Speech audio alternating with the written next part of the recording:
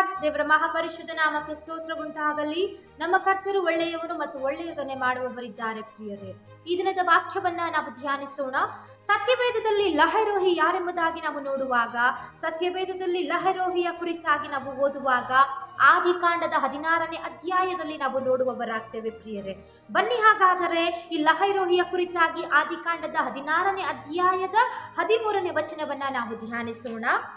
ಅವಳು ನನ್ನನ್ನ ನೋಡುವಾತನನ್ನು ನಾನು ಇಲ್ಲಿಯೂ ನೋಡಿದ್ದೇನಲ್ಲ ಅಂದುಕೊಂಡು ತನ್ನ ಸಂಗಡ ಮಾತಾಡಿದ್ದ ಯೆಹೋವನಿಗೆ ಎಲ್ಲವನ್ನ ನೋಡುವ ದೇವರೆಂದು ಹೆಸರಿಟ್ಟಳು.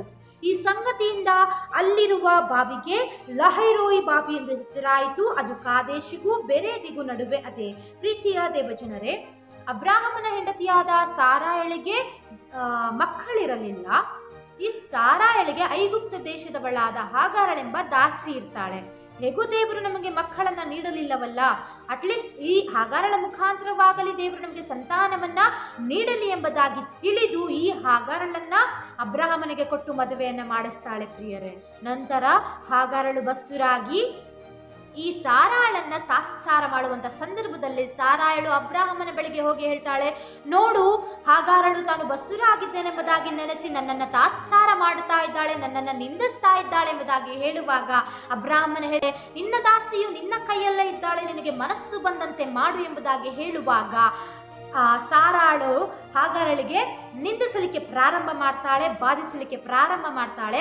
ಆಕೆಯ ಬಾಧೆಯನ್ನ ಸಹಿಸಲಾರದೆ ಹಾಗಾರಳೇನ್ ಮಾಡ್ತಾಳೆ, ಸಾರಾಳನ್ನ ಬಿಟ್ಟು ಓಡಿ ಹೋಗುವಂತ ಸಂದರ್ಭದಲ್ಲಿ ದೇವದೂತರು ಹಾಗಾರಳೊಟ್ಟಿಗೆ ಮಾತಾಡ್ತಾರೆ. ಏನಂದರೆ, ಹಾಗಾರಳೆ ಎಲ್ಲಿಂದ ಬಂದು ಎಲ್ಲಿಗೆ ಹೋಗ್ತಾ ಇದೆಯಾ ಎಂಬುದಾಗಿ ಕೇಳುವಾಗ ಹಾಗಾರಳು ಹೇಳ್ತಾಳೆ, ನನ್ನ ಯಜಮಾನಿಯಾದ ಸಾರಾಳ ಬಳಿಯಿಂದ ನಾನು ಓಡಿ ಹೋಗ್ತಾ ಇದ್ದೇನೆ ಎಂಬುದಾಗಿ ಹೇಳುವಾಗ ದೇವದೂತರು ಹೇಳ್ತಾರೆ, ಹೋಗು, ಹಿಂತಿರುಗಿ ನಿನ್ನ ಸಾರಾಳ ಬಳಿಗೆ ಹೋಗಿ ತಗ್ಗಿ ಬಗ್ಗಿ ನಡ ಎಂಬುದಾಗಿ ಹೇಳುವಾಗ ನಿನಗೆ ಬಹು ಸಂತಾನವಾಗುವುದು, ಅದು ಲೆಕ್ಕಿಸಕ್ಕಿರುವಂತ ಅಪರಿಮಿತವಾಗುವುದು ಎಂಬುದಾಗಿ ಹೇಳುವಾಗ ನಿನಗೆ ಒಂದು ಮಗುವು ಹುಟ್ಟುತ್ತದೆ, ಆ ಮಗುವಿಗೆ ಇಸ್ಮಾಯಿಲ್ ಎಂದು ಹೆಸರಿಡಬೇಕು ಎಂಬುದಾಗಿ ಆ ದೇವದೂತರು ಹಾಗಾರಳೊಟ್ಟಿಗೆ ಮಾತನಾಡುವಾಗ ಅಲ್ಲಿ ಹಾಗಾರಳು ಏನ್ ಮಾಡ್ತಾಳೆ, ನನ್ನನ್ನ ನೋಡುವಾತ ದೇವರನ್ನ ನಾನು ಇಲ್ಲಿಯೂ ನೋಡಿದ್ದೇನಲ್ಲ ಎಂಬುದಾಗಿ ಹೇಳಿ ಎಲ್ಲವನ್ನ ನೋಡುವಂತ ದೇವರು ಎಂಬುದಾಗಿ ಹೆಸರಿಡ್ತಾಳೆ ಪ್ರಿಯರೇ.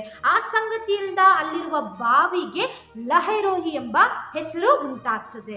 ಪ್ರೀತಿಯ ದೇವಜನರೇ, ಇವತ್ತು ಹಾಗಾರಳ ನಿಂದಿಸಿರುವಂಥ ಸಾರಾಯಣ ಪ್ರಕಾರ ನಿಮಗೂ ಎಷ್ಟೋ ಜನ ನಿಂದಿಸ್ತಾ ಇರಬಹುದು. ಹಾಗಾರಳಿಗೆ ಉಂಟಾದ ಬಾಧೆಯ ರೀತಿಯಾಗಿ ನಿಮಗೂ ಕೂಡ ಎಷ್ಟೋ ಜನ ಬಾಧೆಯನ್ನ ನೀಡ್ತಾ ಇರಬಹುದು. ನೀವು ಕೂಡ ಮನಸ್ಸನ್ನ ಮಾಡಿರಬಹುದು, ಈ ಊರನ್ನೇ ಬಿಟ್ಟು ಓಡಿ ಹೋಗೋಣ, ಈ ಮನೆಯನ್ನೇ ಬಿಟ್ಟು ಓಡಿ ಹೋಗೋಣ, ನನಗೆ ಎಲ್ಲಿಯೂ ನೆಲೆ ಇಲ್ಲವಲ್ಲ ಎಂಬುದಾಗಿ ನೀವು ತಿಳಿದಿರುವಂಥ ಪರಿಸ್ಥಿತಿಯಲ್ಲಿ ದೇವರು ನಿಮ್ಮೊಟ್ಟಿಗೆ ಮಾತನಾಡ್ತಾ ಇದ್ದಾನೆ. ದೇವರು ನಿಮ್ಮೊಂದಿಗೆ ಒಡಂಬಡಿಕೆಯನ್ನು ಮಾಡಿಕೊಳ್ತಾ ಇದ್ದಾನೆ ಪ್ರಿಯರೇ.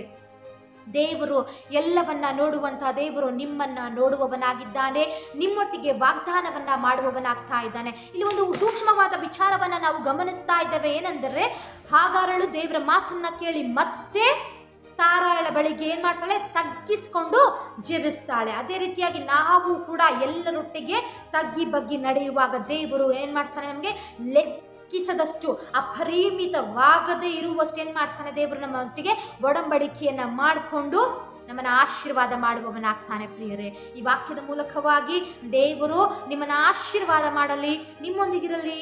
ಆಮೇನ್.